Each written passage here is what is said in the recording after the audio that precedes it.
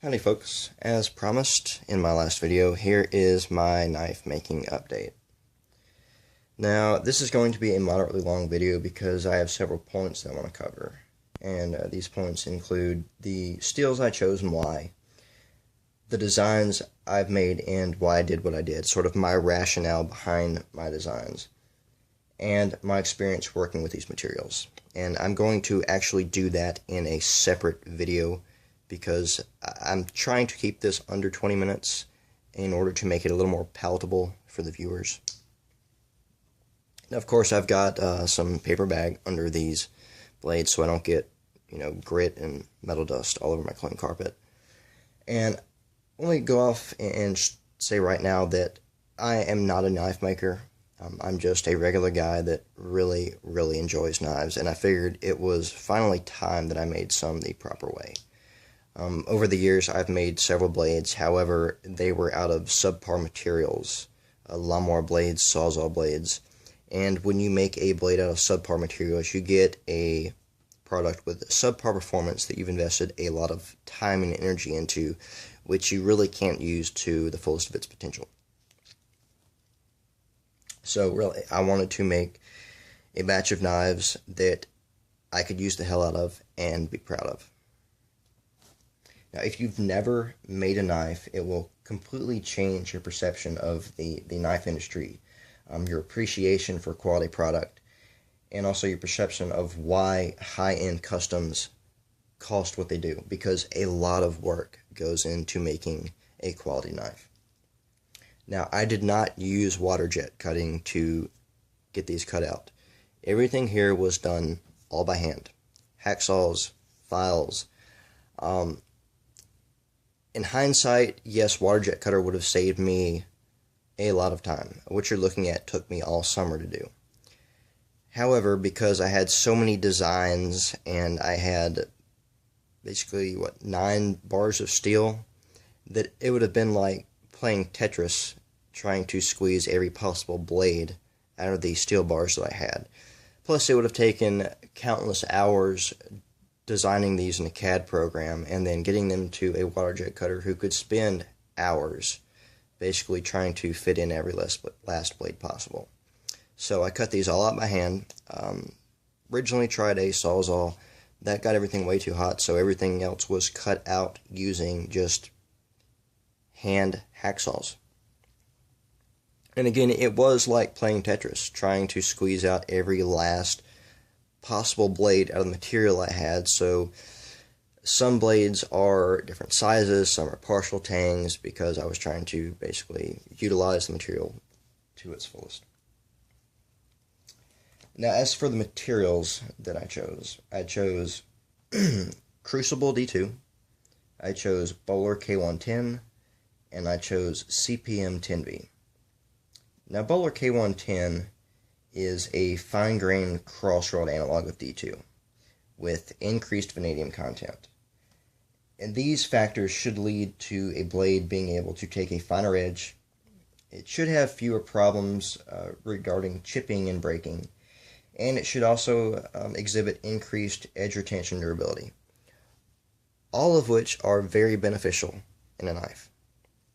Plus, D2 has been around for a long time, so it's something that a lot of heat treaters and metalworkers are familiar with. There's a lot of materials data on this steel. Now, the reason I chose D2 in its analog, number one, it's easy enough to sharpen. Number two, it can be taken to a relatively high hardness. And probably the thing that I like and respect most about D2 and its analogs are that it can be taken to a high polish while still maintaining a very aggressively cutting edge that has a lot of bite to it. So that really gives you the best of both worlds. You get a knife with a polished edge that can do a lot of push cutting very easily. However, because of the big carbides and aggregates in the steel, it still has a very aggressive cutting ability. Now, the last steel is CPM 10V. 10V is a very extreme steel. It's produced using particle metallurgy, and this gives us a product with a very homogeneous composition. It also has a much more uniform distribution of the alloying elements and carbides.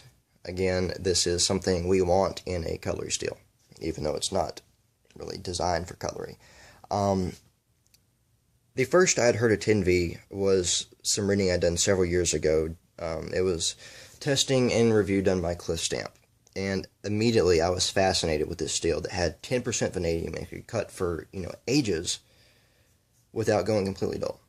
As you can imagine, though, getting a custom in CPM 10V cost a lot of money. So I figured for a very small fraction of that price, I would just make my own. And that's what I've done. Now, I wanted to be original in this project. I didn't want to go into it copying anybody else. But as I sit here and look at my knives, I do see inspiration from other makers. Let's take, for instance, this model. This reminds me of something like Gavco would make. Now, of course, it wasn't my intention to copy anybody. But the way things work are you see design elements and features that you like either functionally or aesthetically, and you tend to want to incorporate them into your own designs. And that's exactly what I've done. Forget the blade for a minute. My inspiration on the handle was that I wanted to combine a Kershaw Junkyard Dog 2 handle with an Ontario Utilitac. And, of course, this swell on the pommel right here, this is basically a modified butt end of an open L. If you've seen John at Davis Blade Works' recent run of Warnish blades, the blade does sort of look like that.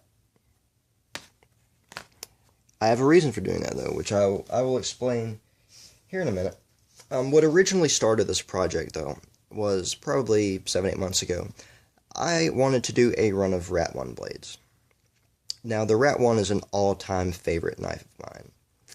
As far as production knives go, it is one of the best built, best thought out, best executed designs I've ever seen. The one aspect really holding this knife away from perfection is the fact that the AUS 8 blade is run at 56 HRC. Because of that, I've had a lot of issues with denting and dinging and rolling and impaction of the edge. So I wanted to do a run of blades that fit the Rat 1 handles that could basically turn it into my absolute perfect knife. And I figure if I did a run of them, I could sell them, give people some experience with a new steel in their favorite knife, cover my cost, keep a few blades for myself. But then I started working these materials, and I found that originally my intentions were naive. I figured I could sell, a blade for $35, $40. But to give you an idea of how much labor goes into this stuff, this is a blade for a Kershaw 1 ton. To get the blade to this point took me about 9 hours. I know that seems ridiculous. However, a lot of work goes into doing this stuff. First of all, Bowler K110 is very hard to work, even in its annealed state. To get this cut out and filed to shape takes several hours. Primary grind takes another couple hours. Getting the lock face ground properly and getting things to where the knife opens and closes and stays locked open and stays shut takes a long time. As far as the pivot hole, that also takes a lot of time and adjustment because for some reason the pivots on these overseas made Kershaws are very strange sizes. The pivot is 4.92 millimeters on my samples. So basically you have to drill the hole smaller and then basically put sandpaper on a dowel and round it out, which takes a long time to do. So if you're talking 9 hours worth of labor, plus the cost of materials, and you're getting $35, $40, it just doesn't work out. So when I realized that, I figured, what the hell, I might as well just make all of the designs that I've had kicking around in my head for a while, and that's what I did. Now, I will go ahead and say there are a couple of pieces here that are copied from other makers, and the reason for that is that they were production folding knives that I really wanted to see as a fixed blade because I enjoyed them as a folding knife and I could make it better.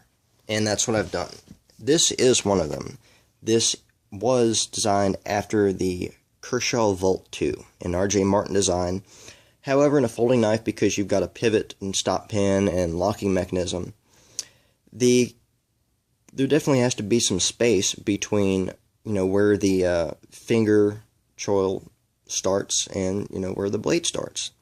Because you've got a good bit of length in between the finger choil and the cutting edge on a folding knife, that creates quite a leverage or torque disadvantage. And that requires you to put more force, more power into the handle to basically achieve a similar level of cutting. So what I did was I modified the design. I brought the cutting edge as close to the guard and finger choil as I could in order to use leverage and torque to my advantage. The other one is the Kershaw Clash. And this is my interpretation of the Kershaw Clash. Once again, I've modified the design to bring the cutting edge as close to the guard and finger choil as possible, again to use torque and leverage to my advantage.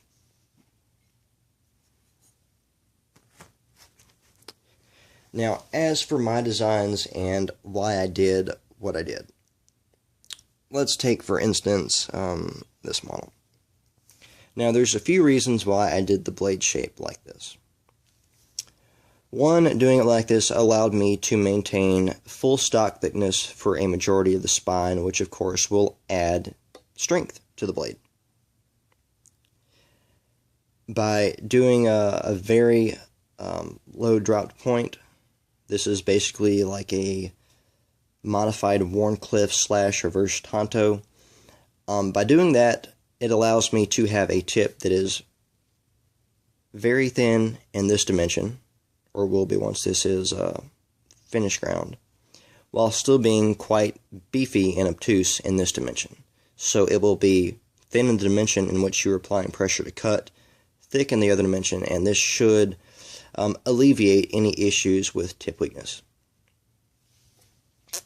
Now, doing these things allowed me to get around doing a distal taper. Doing a distal taper on a 1x30 takes a lot of time, a lot of precision, and a lot of concentration to do.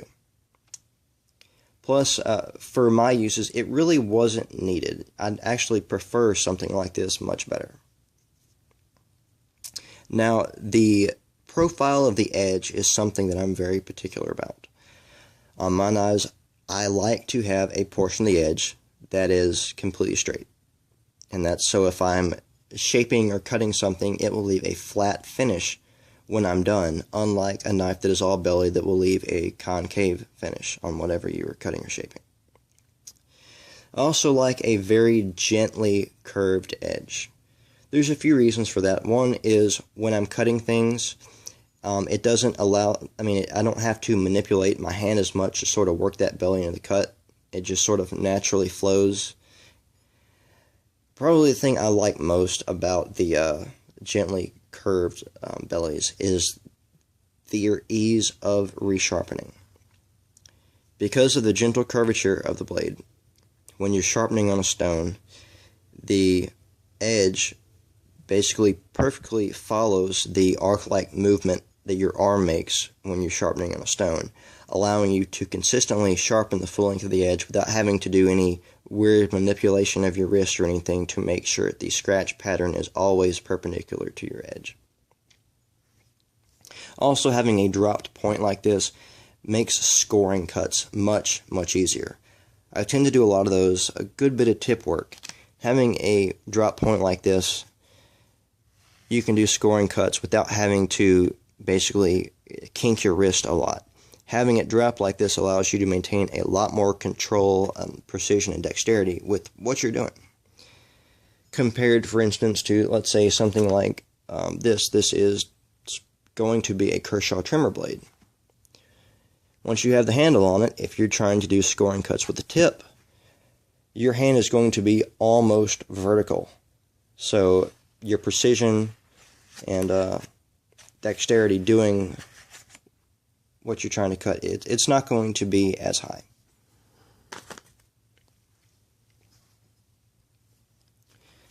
Now, these 5 or 6 are going to be the same design. Slightly different blade shapes, slightly different handle lengths, blade lengths, things of that nature, because, again, I was trying to squeeze as many blades as I could out of the materials that I had. The next major design is this. Again, well, that's not ground yet. Same basic concept. Maintains full stock thickness for a majority of the blade length.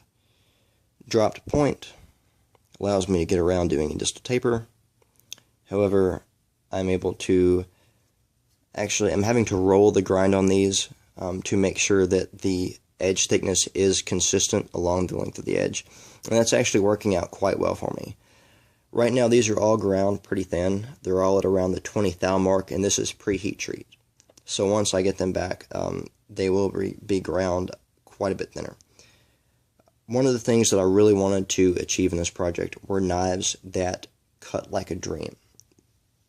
These days, I regrind almost every knife that I carry on a regular basis, and that's because I'm addicted to that extremely high level of cutting performance that can be achieved with a knife that is almost zero ground, and that's what these are going to be. So their philosophy is going to be basically utility cutting as high performance as possible. There's also a couple of weird designs over here. This is a more just generic design, really no finger grooves or anything that would limit the sort of grip capabilities of this knife. Again, same basic blade concept, full stock thickness, dropped point, ground reasonably thin. Another one has basically a little bird beak on it to keep from slipping out of your hand going forward. Now, if you notice on just about all of these, I am using a finger groove up here, finger choil, whatever you want to call it, and bringing the cutting edge as close to that as possible. Of course, I am putting sharpening choils on most of these. Some of these will have the blade going directly to the choil. For instance, that or that. And these two right here are the 0.1 micron Project Mules for the cliff stamp. This one is modified. I've had to change the dimensions of it again to get another blade out of the steel bars. On these two, I actually did do a distal taper. Now, it is slight at this point, and doing a distal taper is a pain in the ass on a 1x30 because I'm not able to adjust the angle in 2 dimensions because the platen is only 1 inch wide. I had to do it differently, and so to do it, I basically angled the grind, and because it goes up at an angle like that and there's not steel up here, basically it allows the spine to get thinner as you approach the tip. That one is to spec though. This one is not. Same concept. This one is actually finished pretty high. I've actually made a point of finishing these to about 300 or 400 grit so that when they go to heat treat, there isn't any giant scratches or anything like that that could potentially have a crack propagate from them. And I'm leaving the tip on this one thicker because distally tapered, I kind of want a more beefy tip that I'm not as afraid of basically breaking it off.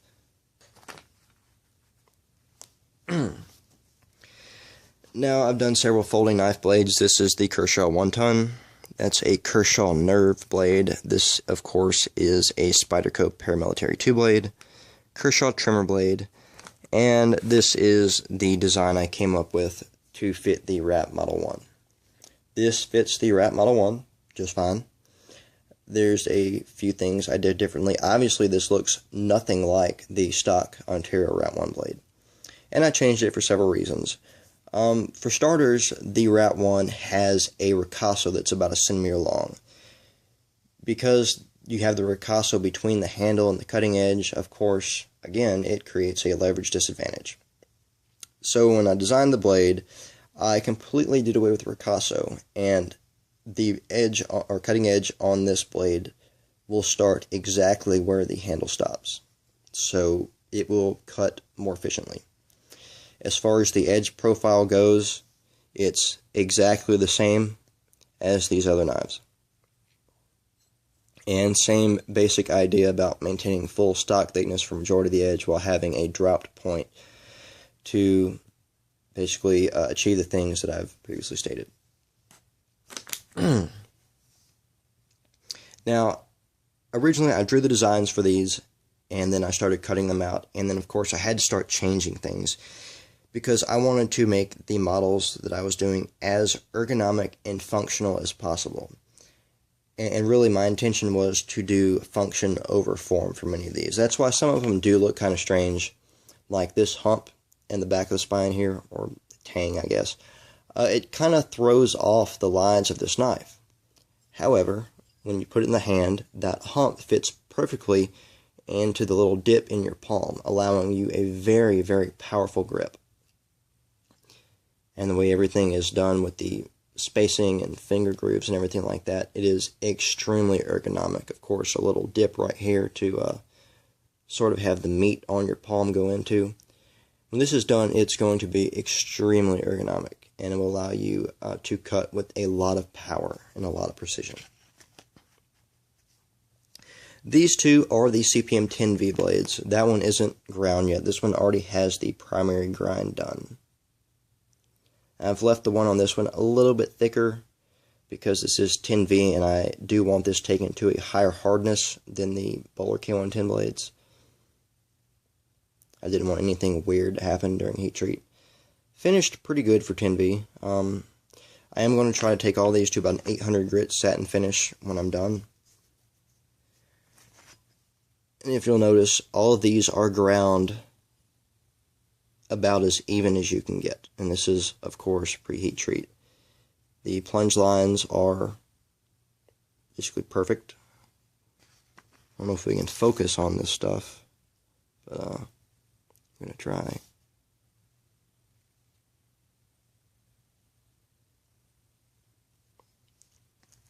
So once again, when I do finish these will be ground exceptionally thin to keep cutting performance as high as possible and make resharpening trivial.